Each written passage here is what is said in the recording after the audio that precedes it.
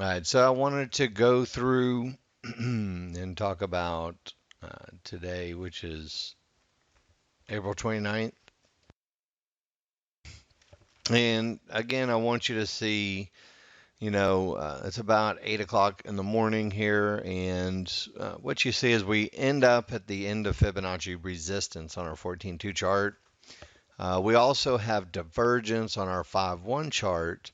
And we also have a 1-to-1 on our 14-2 chart. And anytime we reach the edge of resistance and we have a big gap back to our synthetic triggers on our 14-2 chart, show you here, we're going to be looking to do counter trend trades with a pivot stop out, usually into and almost exactly at 63.26, which is the yellow 1-to-1.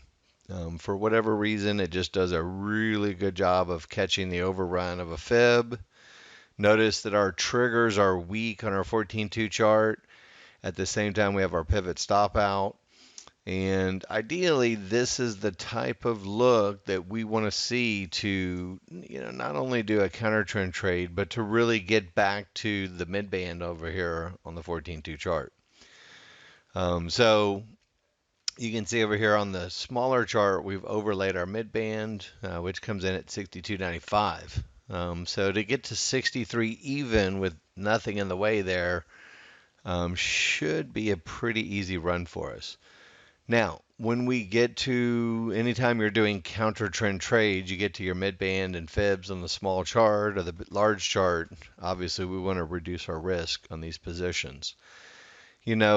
If you're only trend trading, then you're really missing a lot of the puzzle.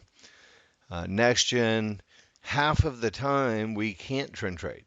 And when you can't trend trade, it's because the market's either going to be range bound or choppy or making a top or a bottom. And if you don't incorporate some type of counter trend trading into your arsenal, you're going to be sitting there for hours and hours and hours without any trading opportunities. And you can see this short here, $240 a contract, very, very, very easily. Very easy pivot stop out, very easy to see the weak triggers, very easy to see the mid band on the 14-2 chart. Could have made an extra 5 ticks there, but that's usually enough. Now, look at your 14-2 chart. We have a gap to our synthetic trigger still, but, again, we're in a range-bound look. So you have to really pay attention to that range-bound look because usually we're going to stop out the edges. And again, in our trading plan, range-bound look means no trend trades, which you can see right here just happened and would have lost. This is our spot right here. Pivot stop out at the top with 1-to-1s, with divergence, with a range-bound look on the 14-2 chart. The only trade there is to do is a counter trend trade. And again, if you don't have this pivot stop out trade in your arsenal, you're going to be, there's a lot of times where you're going to be sitting and not doing anything. When, the market in our software is giving you a perfect opportunity to make $200 a contract. Without even blinking. So you can see we traded down into prior divergence lows, the mid bands again, and again, a good spot to take profit. And again, look, this is where I want you guys to keep your focus. If the market is in a situation where you have pivot stop out at the bottom, you're almost always going to go back up and stop out the divergence highs. It's just the way it is. So again, as you trade these range-bound areas, again, getting sucked into trend trades like this one that we just had to the left, which would have lost, and this one right here, which, again, it's tempting to go short, but you've got to be short from the edges. And the edges and divergence, pivot stop outs, and especially if you get 1-to-1s that can help you, those areas are really, really, really solid. And, again, sometimes you don't get, multiple opportunities at them. Usually you'll get 1 or 2, but, the objective is in a range-bound market, trade from the edges. And again, I'm just kind of making a point here. Look, Nothing but the edges. And if you can't define an edge, you can't do a trade. And what you'll find is that, again, when you trade the edges, eventually what you're going to end up with, and the reason that we have a range and the reason that we have the big gap to our synthetic triggers is you're going to close that range. And again, it's a little bit nerve-wracking for new users to ignore counter trend, or to ignore trend trades and do counter trend trades. And again, when you look at the trading plan, and again, look at page number 2 where we have all of our trend trades. If you're at the edge of fibs, or you're at fibs in a big gap, or you're in a range-bound trigger line look, you only have one choice. And it's either, well, I guess you have two choices: do nothing or trade from the edges. And again, as you start to get more comfortable trading from the edges, you'll see where, 10, 15, 20 ticks is not only pretty easy, it's expected. And, almost without question, when you have divergence on the highs and you have pivot stop outs on the lows and you have big gaps to your synthetic triggers, we're going to make it down to the big gaps. And again, once you reach areas, you can always pull your stops down. And you can see we got, again, 22 ticks really easy, and you can see very easily making it down to the prior divergence on our 14-2 chart.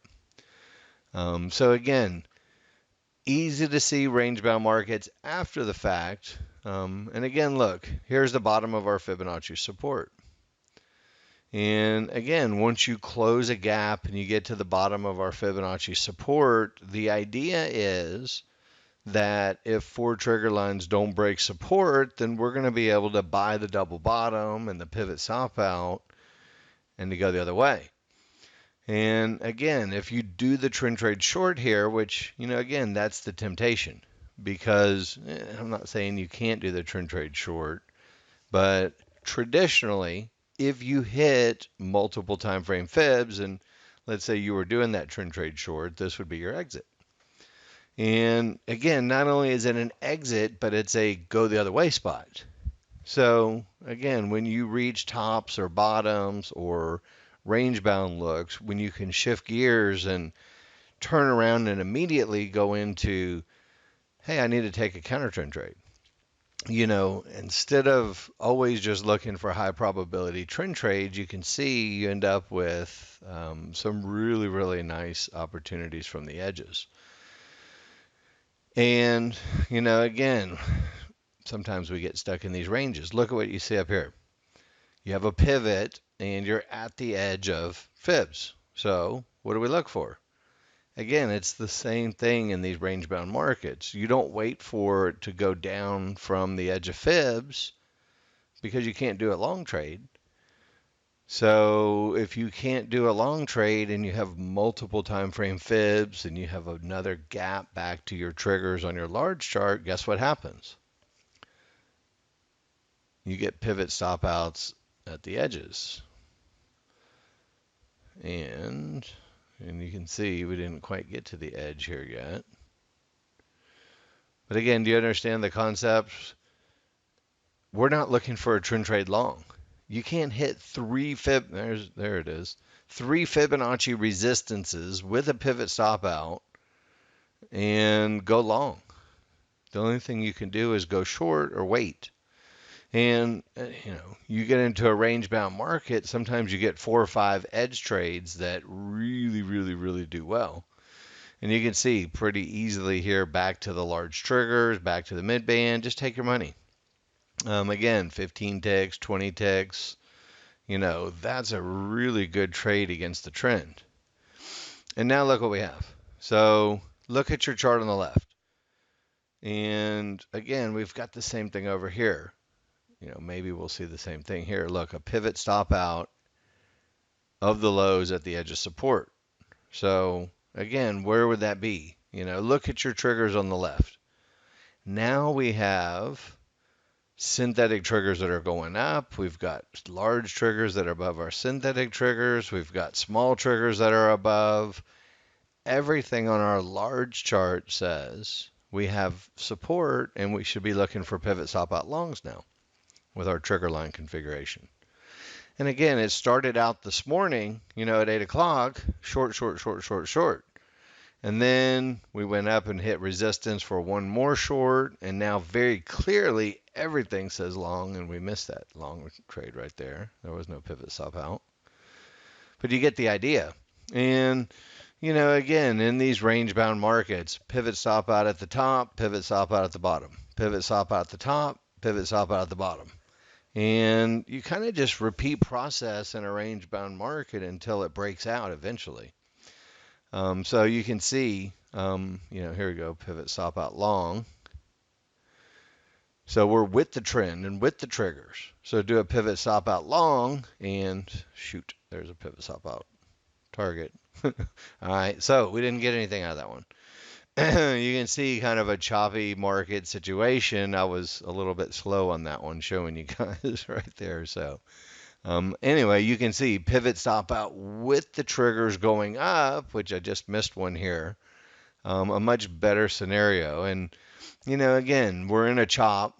So look, the top is what? 63.20. So again, if we get a there it is, go short. Pivot stop out at 63.20 at the top of everything with no triggers breaking through, 20 ticks to the downside.